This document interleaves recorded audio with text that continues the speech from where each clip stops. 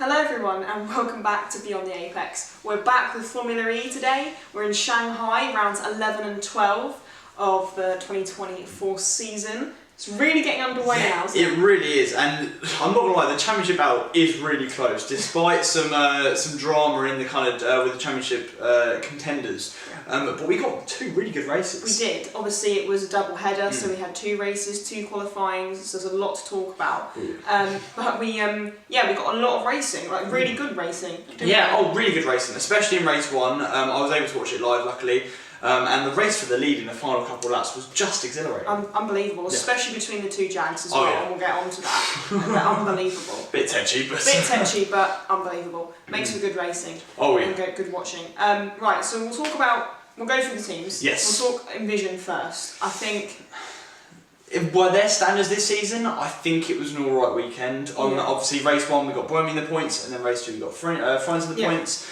But they're the lower end of the points, and that's kind of where the Envisions have been all kind of season. Absolutely, really. They've really dropped off. Obviously, they are reigning team champions. And it doesn't look like it at all. No, it's not giving it because they're not in the battle with the likes of Jag or Porsche. And considering they've got the Jaguar powertrain, it's confusing as to why they're not up there. It really is, and I don't know whether there's been some staff change or not. You probably know more than me, but it's just weird how kind of off the ball they've gone. And maybe it's linked to Cassidy. Maybe in the engineering meetings he kind of gave so much more expertise on kind of how to set up the car, but they just haven't had it this season. No, they haven't, and they've really dropped off, and that's why there's not really much to say, to be honest, because they were just at the bottom end of the field most of the time. But yeah, obviously moving on to Jaguar. Fantastic race, I think. Fantastic race. I mean, double podium, you cannot go wrong. Evans and Cassidy both on the podium in race one. Evans is really kind of, I don't know. He's stepped up his game. He has. He has. Yeah, I mean, ever since kind of the start of the season where all the headlines were about Cassidy kind of coming into that team and immediately being the team leader, Mitch now has 2 wins this season and is only, I think, about 40 points off the lead of the championship. Absolutely. So there's opportunities. There is, and also for the teams as well. I mean, the pair is so strong. And I mean, I think we talked about it last time about how inconsistent maybe Jag have been, but this was actually quite a consistent weekend. I really think so as well, yeah. I mean, they clearly got the setup there, and they were there, because obviously in these races they're fighting for the lead, they're fighting centre. Everyone's kind of in contention, and sometimes you just don't get unlucky. And here they got lucky in the first race. Unfortunately, they're obviously P4 and P5 in the second race, but still 2 very solid results. And that's what you get from a solid driver pairing, as you were saying, that Jag have. Absolutely, and I think it's really important to talk about Nick as well. Obviously, Cassidy is just incredible. I think we've seen it this season. We saw it in Berlin. Unfortunately. Yeah, he comes up from, pretty much end of the grid. I mean, he was P14 at one point in race one. And then all of a sudden he's P3 on the podium. It's just comes out of nowhere. It's like him and Roland share the same genes. It's like they will just be running at the back and then they'll just spawn in at the podium. Yeah, and it's, they will. And it's fantastic, but Yeah, for you anyway, Yeah, exactly. Yeah, for me as a Porsche fan, it's not that great, but it's always like, if we see Cassidy at the bottom, I'll be like, well, he's going to get near the podium anyway, so it's like, It's like, it's really not that deep, is it? No, but, I mean, moving on to Andretti, I mean, Dennis got a solid result in the first race, obviously didn't go the best in the second race, however, Natto on the podium. Absolutely unbelievable. We just watched the highlights again to kind of like refresh the memory. And a really good drive from Natto. I mean he was leading the race at one point. Yeah, absolutely. And I think for Andretti that's really a strong weekend for them. 100%, because I think Natto's he was off the boil at the start of the season and he's slowly kind of been getting back into it. I mean, obviously Berlin, he had a great result. He was in the top 4 in qualifying. Here he's on the podium. I mean, he's starting to get real good results in, and that's kind of what Andretti need in the constructors. Absolutely, and it's again going back to consistency. It is being consistent, and 100%. they have actually been consistent over this weekend. So obviously, I don't know if they're not in the title fight. No, I'd say it is Porsche and Jag now. And I think it's pretty much Jag, isn't it? Pretty much Jag. We've obviously got Portland and then London. So 2 more races, but 2 more double headers. Yes, 4 more rounds. So I mean, everything's to play for. I mean, there's 100 points in the drivers. There's probably about 180 points in the constructors. So everything's up to play for. I mean. We could have Evans win the championship at the end of this quite easily. Hopefully Vernon win the championship, but I mean, I think Jag have got this pretty well. Oh yeah, I think so. I think so. So we'll move on to DS. Obviously, I mean, by their standards, by their new standards, I don't think it was the best weekend. No, absolutely. They've been performing so well recently, and I think this weekend just dropped off. No, I mean, obviously Jev was on pole, I think, on the first race. And eventually he kind of dropped down to P6, but that race anyone could have won it, I can't lie. But in the second race, I mean, it was a solid result, P6, P7. I mean, at the start of the season, they would have bitten your arm off to have that. Yeah, absolutely. But with their new kind of consistency they've been getting in, I think they're going to leave this weekend disappointed. Yeah, I think so too. I think it's not where they wanted to be. No. You know, in terms of the fighting the Jags and the Porsches as well. You know, P6 and P9 is not. Yeah. It's not what they want. No. And they obviously, with their poor start of the season, they are going to be trying to get as many points as they can because they had that kind of deficit from all of where they were kind of predicted to end up.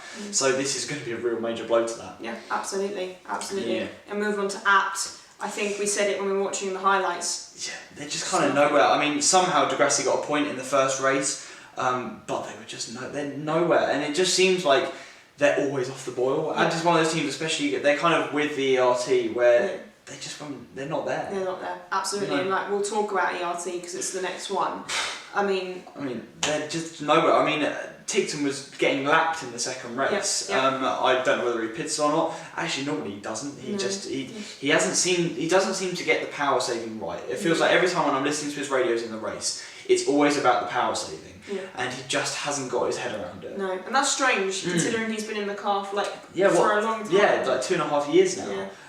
But maybe it's the team kind of doing it wrong. I mean, ERT are known for kind of being a bit off the boil. And obviously they have switched over from Neo, obviously up to Neo 333, and they've had a big change, so maybe that's kind of... But I think the Ticton problems were always kind of ingrained in that team. I mean, there was the start of last season where he was just starting to bang in qualifying results, and then he would just go off the boil in the race. So I feel like it is kind of just an ingrained problem. It's just it's just Ticton. Fair enough. Fair enough. So we'll go on to Maserati. I mean, we saw the spin from Gunther. It's a shame to him, but I think it was kind of his fault. I think so. But he did come back in the second race and got good points. Yeah, absolutely. I don't think Maserati will be leaving that weekend disappointed. No. But probably wanting a bit more. 100%. I mean, they've had good highs this season, but I don't think they can keep that as their expectation. And their expectation needs to be kind of where Gunther ended up on the second race. Absolutely. So they won't be kind of overjoyed, but they'll be content with that, I think. Yeah, definitely. And then we'll talk about Mahindra. Oh my god! Unreal. Nick De Vries leads a Formula E race for the first time in 3 years probably? Yeah, it's been a long while. Which was great to see, and obviously he got his points as well, which considering his first part of the season is definitely a bonus. And it's brilliant to see. I mean, we say it again, Mahindra have not had the greatest start to season 10. No. So to see, a Mahindra leading a race and, Nick getting the point. Yeah, it's great to see. It is brilliant. And I mean, in the race where, we heard the radio engineers kind of saying we don't want to be leading this. But I think he did just kind of get in the lead to get his confidence back up again. To get that's where he belongs. We know how well he's performed in Formula E before. And obviously it feels like, especially with Edo Mortara in Berlin, they're starting to get the groove back. Yeah, definitely. It's taken them a while, and this is obviously kind of, I reckon it's, the fact that they're coming back now is what all the teams were doing post Valencia. And they haven't had the chance to do that. I really think we're going to see that Mahindra on the up from now. 100%. I think in Portland, especially in Portland where it's all about the slipstream, and it was like that in Shanghai as well. I feel like Nick has his kind of head around that, and hopefully he'll be able to get a good result. Yeah, absolutely. Right, on to McLaren. Unfortunately, no in race 1. However, Hughes got pole in the second race and finally got his first podium of his career in Formula E. I mean, it's great to see. It's great to see, isn't it? I mean, he was running at the front for ages, and to see him on the podium is very good. Yeah, I mean, it's been warranted. I mean, he's got about 3-4 poles now in Formula E, and he's kind of due his first podium, especially bearing in mind he had his one of his first poles in Monaco. I mean, he needed this, and I think his confidence is definitely going to be on the rise. McLaren are definitely going to be leaving this weekend feeling good because they were good in quali. Yeah, definitely. They're showing some real potential, and like we said, going into the last 4 rounds, who knows? There's a lot to play for still. Absolutely, but I mean, I think we've said it in a lot of podcasts. McLaren are always they're either on it or they're nowhere. Yeah. And it feels like, I mean, the race 1, they were nowhere. However, they were somewhat there on pace and quality. However, race 2, they did just nail it in the race, and that's what they need. Yeah, definitely. No, I agree with you on that one. And Nissan. It's weird to not have Roland on the podium. Yeah, it is strange, isn't it? I mean, I don't like. Where is he? I mean, he was P4, so he was. I think he was about. Yeah, he was 2 tenths off the podium. So honestly, disappointing. I mean, P4, it will be a solid result. It's a solid result, but like you just said, I think like the team probably wanted a lot more from that. Yeah, absolutely. I mean, they've been there or thereaboups at every race weekend with Roland anyway. Yeah. And it must be a little bit weird for them. Yeah, absolutely. Not going home with a trophy. Yeah. You know, it must be very strange. Yeah, and especially being so close to their home as well, in Japan, obviously. They would have wanted something from this. Definitely. And I mean, again, P4, it's good for their constructors. Obviously, you've got P10 in the second race, which isn't great.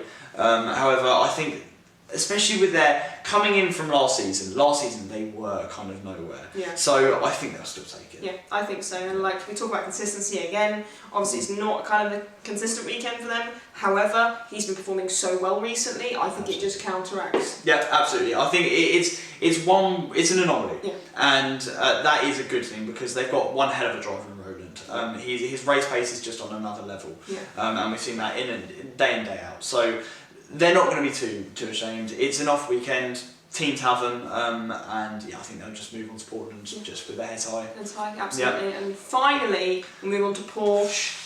It's so unfortunate. Yeah. I mean, obviously Verline had that amazing last lap battle with Evans for the lead. Unfortunately, didn't win the race. However, he was lucky to not get a penalty, I think. I think so. I think it was very on the line. Tight racing, to say the least. To say the least. But yeah, Da Costa wins. Unbelievable. Again, obviously, he should have won 3 races this season. Now, obviously, it was taken away from him in Misano. However, he is just nailing in these kind of anomalous results. Like, he'll just turn up on the top step and be like, yeah, by the way, I won it. And it's like, whoa. Well, how the hell did he get here? Like, yeah. Crazy, but you've done, you know, it's a great weekend for Porsche. Oh, really, really good weekend, especially in the constructors' battle. Obviously, they had, I think, in race 2, obviously they had the Verline incident where he had to pit because of the puncture. But in terms of constructors' points and in terms of, I think it was kind of a damage limitation weekend for them because Jack had such a consistent weekend. They needed good results, and for Da Costa to win, that definitely chunks into a deficit. Absolutely, I think, you know, that you're right. They're looking at Jack and thinking, Christ, you know, they're doing really well. And to come out and bang in a P1 is exactly where they wanted to be. Exactly where they wanted to be. And I think it will give them good confidence going into Portland that they can still kind of get one up on Jag. And hopefully, fingers crossed, they'll be confident going into the final couple of rounds. Yeah, absolutely. So that sums up Shanghai. Like Sam just said, we're in Portland next time. So we've got double header in Portland coming up. And then London. Oh, it's really going to be exciting and it's starting to ramp up. So stay tuned. Thank you so much for watching and we'll speak to you later.